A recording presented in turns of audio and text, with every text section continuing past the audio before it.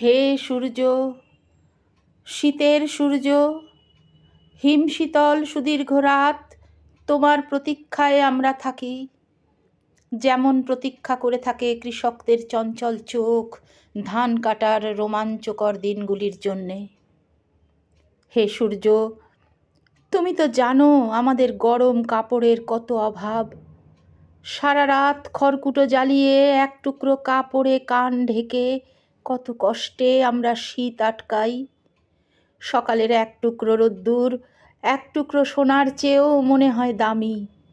ঘর ছেড়ে আমরা এদিক ওদিক যাই এক টুকরো রোদ্দুরের তৃষ্ণায়।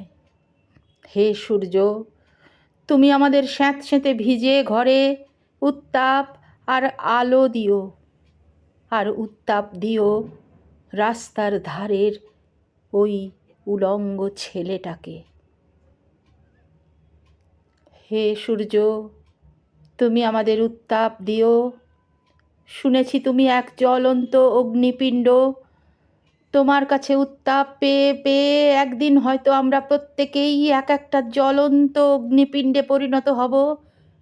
তারপর সেই উত্তাপে যখন পূর্বে আমাদের জড়তা, তখন হয়তো গরম কাপড়ে ঢেকে দিতে পারবো রাস্তার ধারের ওই উলঙ্গ ছেলেটাকে।